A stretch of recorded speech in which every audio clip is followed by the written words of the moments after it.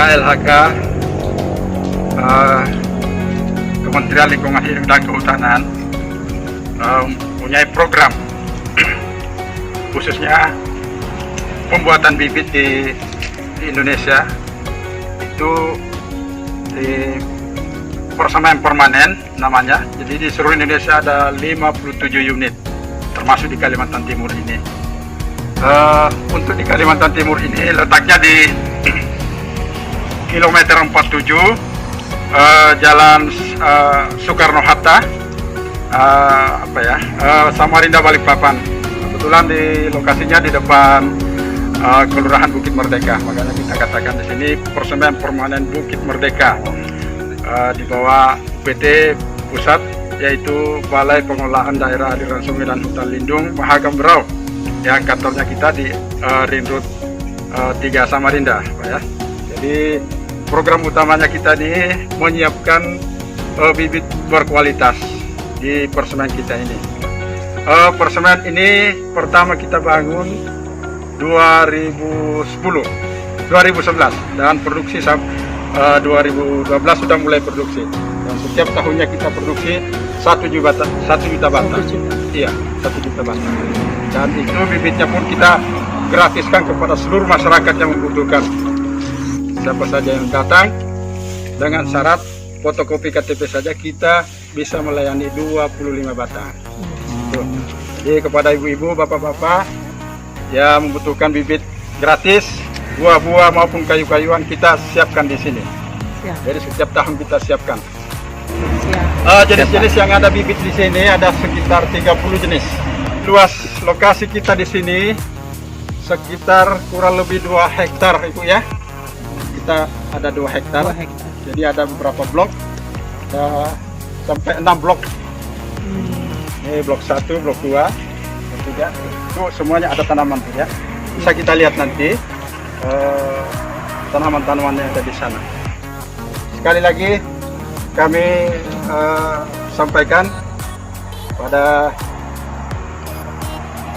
ibu-ibu selaku ibu guru di SD Islam Bunga Bangsa, saya terima kasih banyak atas kunjungan pada hari ini. Mudah-mudahan kedepannya kita bisa ada kerjasama, dan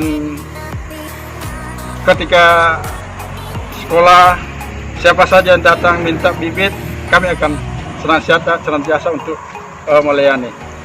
Baik dari mana saja, dari kelompok masyarakat mana saja, kita senantiasa untuk menyediakan bibit, karena tugas kita terutamanya itu melayani masyarakat dengan bibit produksi yang ada di sini. Ada di produksi house ini cari kayu. Produksi house ini artinya tempat di mana kita produksi, di mana kita membuat media, mencampur media ini seperti ini, topsoil ya. Jadi topsoil itu artinya tanah atas, karena kalau kita pakai tanah yang bawah itu kurang bagus, karena kita memanfaatkan tanah yang atas, maka dikatakan topsoil. Nah, jadi topsoil ini sebelum kita melakukan masuk ke polybag itu, ini diayak dulu. Nah, diayak dulu situ ya. Coba diayak dulu situ. Nah, hati ya, dicampur Om. Nah, dicampur ke tanahnya dulu Om. Ya, jadi dicampur dulu ini pupuk kandang bercampur dengan sekam. Banyakin aja. Nah, kita campur ke media topsoil tadi sebelum diayak. Jadi nanti dilakukan pengayaan. Nah, diayak di sini nanti, kemudian coba diayak Om. Naikkan situ. Nanti belum dicampur. Nah, jadi diayak ini, awas tangannya ya, jadi. Nah, ini nih. Nah, jadi yang sudah diayak itu nanti, ya sudah cukup ya. Nah, awas tangannya. Nah, ini hasilnya yang sudah diayak ini, artinya kalau sudah seperti ini sudah bisa masuk ke polybag. Nah, ini proses pengisian polybag dengan menggunakan media yang sudah diayak ya. Nah, kalau ini masih campuran tadi ya, masih berupa pupuk kandang dengan sekam. Ini media, ini seperti ini media ya, sebelum dicampur. Nah ini yang sudah dalam bentuk campuran, artinya kalau sudah dicampur sudah bisa masuk ke polybag. Nah ini proses pengisian polybag ini. Polybag harus dipadatkan ya Pak ya? Ya harus dipadatkan nanti. Karena nanti kalau begitu masuk disusun di bedengan, kan nanti ada air, dia akan masuk lagi dia. Akan masuk lagi, padat lagi. Iya. Karena ditekan begitu saja belum tentu padat. Jadi begitu ada air, mereka semakin padat ya. Ya cukup. Oke, nah inilah proses pembuatan media. Tadi dari sekam campur pupuk kandang, ini media tanah berupa topsoil, dan ini hasil pencampurannya tadi. Ya, ini dicampur ini sama dengan ini diisi ke sini sama dengan ini. Ya, jadi kita sengaja padatkan. Kenapa kita padatkan? Karena pada saat kita susun di bedengan itu ada akan terkena hujan sehingga dia akan menyusup ke bawah lagi. Oke. Ini sekam bakar yang sudah jadi ya. Ini yang sudah jadi sekam bakarnya. Jadi biasanya karena ini sudah sisa-sisa sehingga apa ya? Kayak debu, sudah debu dia ya. Nah, jadi ini alat produksi kita. Alat produksi kita ini. Nah, belum lagi tahun ya. Nah, biasanya kalau kita buat sekam, ini sekam yang mentah di sini, ditumpuk di sini sampai setinggi ini.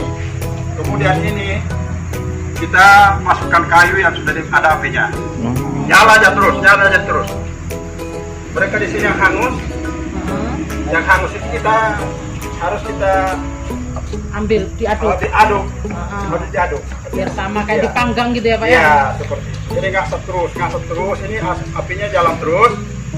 Ini yang hangus kita bolak-balik terus. Maka kita harus, nah ini. Jadi ada cara lain seperti, selain ini ada juga yang lebih mudah. Kalau kita tidak punya knalpot helikopter. Pakai ini nih. Bisa juga seperti ini. Nah, jadi kalau ini biasa kita pakai tinggi 1 meter ya. Yang ini kita ikat kawat setinggi ini, baru disekam di sini keliling ini sampai setinggi ini juga. Masukkan kertas koran, bakar. Nah itu sudah tinggal mudah ya. Jadi kalau kita tidak punya knalpot ini pun bisa. Gulung sampai setinggi ini, baru sekam ditaruh di samping kiri kanannya ini, dikeliling. Nah, kemudian api kertas koran dimasukkan ke sini, dia nyala terus Ibu. Tidak perlu lagi kita nambah koran, tidak perlu lagi, karena mereka saling membakar dirinya sendiri. Sekam itu membakar sendiri. Ya. Gitu ya Pak ya. Jadi kita tinggal menunggu agak hangus hitam, baru kita ini. Ini inilah. Coba lah. Nah, coba.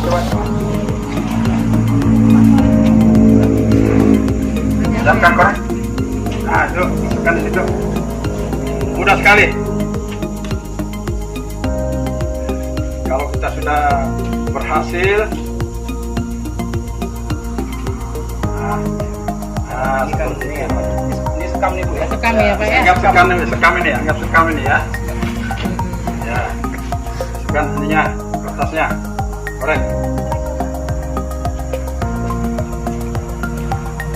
Ini kondisi banyak Bu ya nanti ya. Ya, seperti itu. Baru tahu saya. Jadi nanti kita ini kita masukkan. Nah, kalau kita pakai seperti ada alatnya, ya kan, ini seperti yang ini, ada seperti ini juga buat. Jadi kalau ini kita pakai, sekamnya di luarnya ini. Sekarang ini. Ya, dari itu sekam. Karena ini pakai kawat ini dia. Ini seperti inilah proses pembuatan sekam bakar. Oke. Paham. Mudah sekali sebenarnya. Tapi ada lebih mudah lagi, 15.000 satu karung di pasar. Kan sudah dibakar, Pak. Iya. Nah, seperti ini ya. Nah, apa tadi ibu yang perlu ditanyakan apa? Sudah. Oke. Ya. Nah, jadi kalau sudah seperti ini, kita sudah bisa produksi sekam. Kita tiap tahun produksi kok ini. 5 jam baru. Nah, kalau sudah mulai agak hitam semua, kita siram semua. Jangan sampai jadi apa seperti ini. Bakar terus deh. Karena dia ada dalamnya itu Di bawah itu ya dalamnya. ngasap terus. Iya. Usah pakai kayu. Kalau pakai kayu kan itu. Ya, Iya, nanti Terbakar di sendiri sekelilingnya itu ya. Yang penting dirapikan. angkat gitu ya. Iya. Kalau sudah mulai hitam semua, kita cepat-cepat bakar siram. Kayak HP-nya. Kalau tidak merata siramannya, dia ngasap terus. Akhirnya maksudnya seperti ini. Apinya halus gitu. Ya.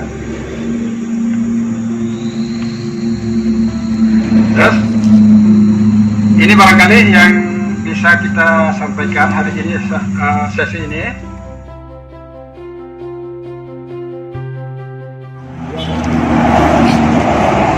Nah, jadi ini cara penyapihan. Potnya itu bedanya dari Go. daunnya. Cara penyapihan. Ya, Widodo. Silakan. Bisa dijelaskan medianya apa saja ini nanti Pak Widodo. Jadi ini sebelum penyapian kita coba, ini kan tempat penyemaian kita di sini. Ini jenis tanamannya pelamboyan. Ya, Boyan. Jadi untuk cara penyapian kita cabut, kita pilih juga. Kita cabut ya. Coba, jangan. Nah, Enggak penting isinya kayak gitu kan. Ada soalnya Jadi ini medianya pasir biasa. hasil Pasir biasa. biasa saja. Sehingga kenapa kita pilih pasir biasa? Karena kalau pasir biasa itu Lebih mudah. lebih mudah untuk mencabutnya. Dicabut. Oh iya. Lebih mudah. Jadi seperti ini. Ini Flamboyan, ya. Ini nanam bijinya, Pak ya? Iya, dari biji. Oh, Ini iya. seperti ini, biji Flamboyan. Pelamboyan ini. Nah, inilah biji Flamboyan ini, ya.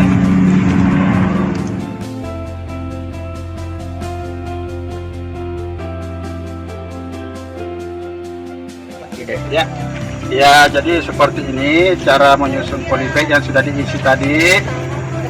Harus disusun rapi, sehingga kenapa kita susun rapi, agar perhitungan dalam satu bedeng itu ketahuan, ya, ketahuan. Jadi ya seperti ini. Sebelum kalau sudah terisi, terpenuhi sana, baru nanti kita masukkan ini tanamannya, ya. Jadi ini tadi tanam polybag yang sudah diatur, ya, sudah diatur di bedengan. Nah, ini jadinya seperti ini. Nah, jadi sebelum kita tanam bibitnya, dimasukkan di polybag, biasanya polybag itu kita biarkan dulu di bedengan sampai paling lama 1 minggu lah ya. Nah, setelah 1 minggu itu sudah padat dan sudah menyatu media dengan pupuk, kemudian bibit kita sudah bisa semai di bedengan ini. Kenapa tidak langsung kita semai? Karena kalau kita langsung semai, itu bisa membuat benih kita, bibit kita mati di bedengan, di polybag. Kenapa? Karena pupuk kandang itu sifatnya panas. Tidak bisa kita langsung begitu habis diatur langsung masuk, tidak bisa. Harus dibiarkan dulu, paling tidak ada hujan sudah menerpa mereka, ya. Kemudian bisa di semai. Nah, ini seperti inilah kita caranya untuk menyemai, ya. Nah, ini. Nah, jadi kita buat lubang, coba ya. Nah, ini buat lubang, ya. Nah. Ini lubang pakai kayu nanti atau apa ya, telunjuk bisa juga seperti ini. Nah, ini jenis flamboyan, ya, jenis flamboyan. Jadi sama juga kalau kita nanam di kebun, begitu ambil bibit dari sini langsung ditanam itu jangan sampai. Paling tidak tanaman bibit yang kita bawa dari sini kita kondisikan dulu, kemudian sambil membuat lubang. Kalau lubang itu dikasih pupuk kandang, biarkan dulu sampai berapa hari sampai ada hujan, kemudian bisa masuk. Kalau tidak begitu ada lubang jadi langsung tanam, sudah tahu ada pupuk kandangnya, panas, Bisa mati. bisa mati, ya.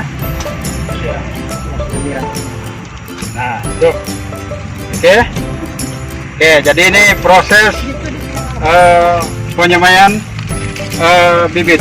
Kemudian kita siram, siram. Nah, dari sini om menyiramnya ya. Nah, siram, ya. Disiramnya jangan terlalu ini, karena bisa terangkat akarnya kalau terlalu deras airnya, ya. Oke. Terima kasih. Jadi seperti ini ya, proses menyemaikan bibit ke dalam polybag. Oke, makasih banyak. Di sini kita akan melakukan seleksi bibit ya. Jadi kita melakukan seleksi bibit mana yang kurang sehat kita pilah-pilah ya. Jadi yang kurang sehat kita pilah-pilah, yang sehatnya kita satukan dengan yang sehat. Nah, jadi seperti ini tidak kurang sehat ini, jadi harus dipindahkan ya. Ini kurang sehat ini, jadi kita harus pindahkan karena bibit yang keluar di sini yang didistribusi ke masyarakat paling tidak harus berkualitas. Jangan sampai ada bibit yang keluar kualitasnya kurang bagus, sehingga kita perlu adakan seleksi ya. Oke. Jadi salah satu unsur dari pemeliharaannya itu melakukan seleksi. Jadi seleksi sambil mencabut rumput-rumput yang liar, gitu ya. Itu salah satu pemeliharaan, melakukan seleksi dan cabut-cabut bibit yang rumput yang mengganggu, ya.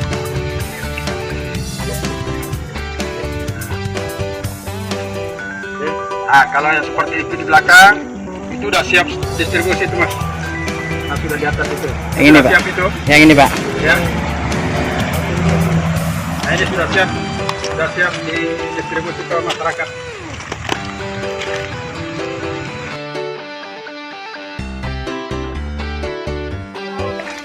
Ya. Jadi selain buah-buahan dan kayu-kayuan yang kita buat di persemaian yang kita produksi, kita juga menyiapkan tanaman pantai berupa mangrove. Nah, seperti ini mangrove ya. Jadi seperti ini mangrove-nya. Ini sudah siap tanam ini. Awalnya kita nyemaikan ini mangrove. Tadi awalnya kita membuat pakai tanah biasa. Itu bagian produksi itu Pak Widodo bersama Pak Juanda. Awalnya menggunakan pakai media tanah biasa dengan pertimbangan bahwa kalau kita pakai media biasa kita menggunakan garam untuk melakukan penyiraman. Ya. Ini. Nah, ya. Jadi awalnya kita pakai media biasa. Ini media biasa ini tetap juga hidup. Jadi awalnya kita Pak Widodo bersama Pak Juanda hampir 3 hari sekali melakukan penyiraman dengan air garam yang curah yang kita larutkan. Lama-lama kita pikir kayaknya ujar banjar kegaraman jadi kita nemukan ini. Sehingga mereka berdua berpikir lagi, kita ambil lumpurnya saja. Jadi ya, ambil lumpurnya. Jadi ambil buahnya, propagolnya, ambil lumpurnya juga. Sehingga ya seperti ini. Ini lumpurnya. Lumpur asli dari laut ya. ya laut, dari pantai yang ini yang kita ambil medianya, buahnya. Kalau yang ini tanah biasa. Ini sudah sempat merasakan garam curah ini. Kalau ini sudah asli, ya. Nah, sehingga Dengan usia yang sama lebih tinggi ya Pak? ya ini kayaknya dengan media yang lumpur sendiri kayaknya lebih subur. Termasuk itu semua dari media dari media lumpurnya itu. Ya. Nah, jadi fungsi daripada tanaman mangrove di pantai itu pertama mengurangi abrasi pantai, ya, abrasi pantai. Yang kedua bisa meningkatkan produksi hasil laut. Ketika mangrove di pantai itu ada bagus, ya. Jadi yaitu yang kedua. Yang ketiga menahan angin. Ketika kampung-kampung di pantai ketika tidak ada tanaman itu bisa loss anginnya, ya. Jadi angin itu langsung menempa ke rumah-rumah masyarakat. Nah, ketika kita hijaukan dengan menggunakan mangrove itu alhamdulillah bisa mengurangi, ya. Jadi saya kira itu karena semuanya untuk lingkungan pantai, ya. Itu barangkali.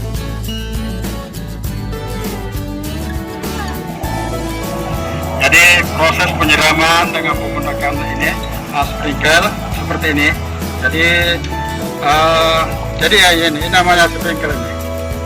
Sprinkler, ya. Jadi seperti ini pada saat kita melakukan penyiraman, ketika tidak ada hujan kita menggunakan ini.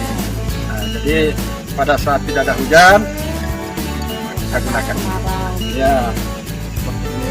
Jadi semuanya di sana juga bisa juga kita gunakan seperti ini. Seperti inilah contoh penyiraman.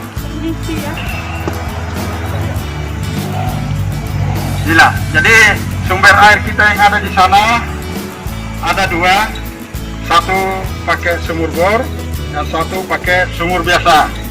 Jadi disedot ke satu penampungan satu, kemudian disedot lagi ke penampungan dua di sana. Setelah itu kita sedot lagi ke atas sana.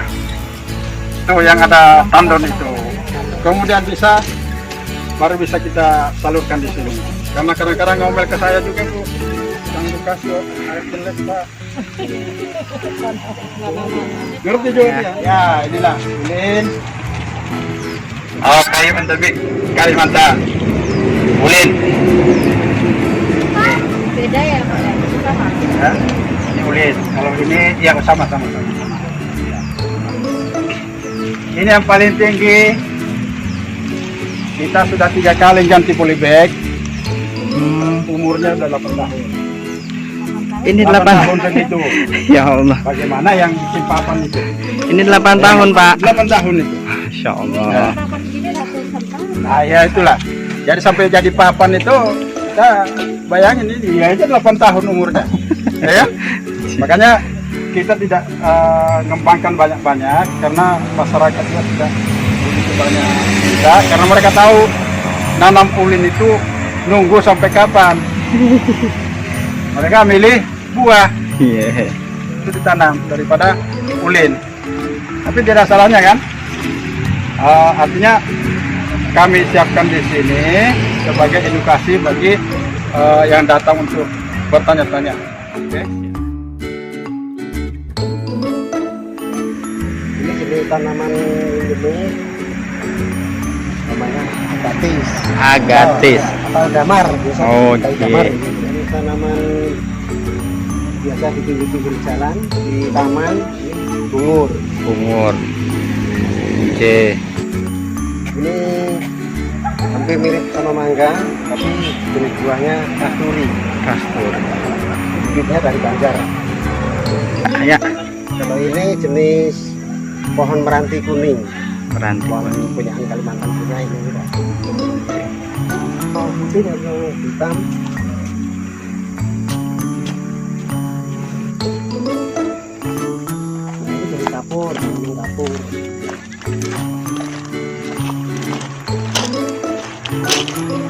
Ini jenis tanaman pohon kapur.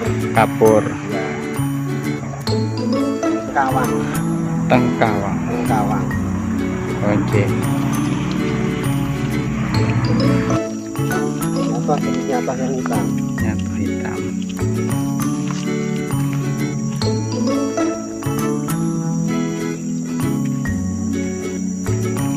Meranti, Suatu kelahiran. ranti lahiran. Ya.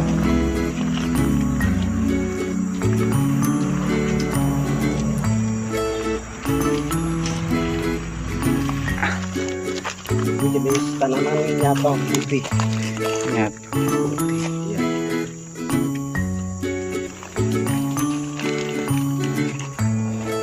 Ada meranti. Ini jenis tanaman endemik Kalimantan. Namanya apa Pak? Namanya bengkirai. Bengkirai. Bengkirai. Ya. Berbuah Pak ini? Ini dari biji juga ya. Oh iya. Ya. Ya. Ini jenis tanaman pohon gaharu. Jadi gaharu Kalimantan Oh, yang terkenal itu ya. Kininya itu ya. oh iya. Ya. Namanya Gaharu.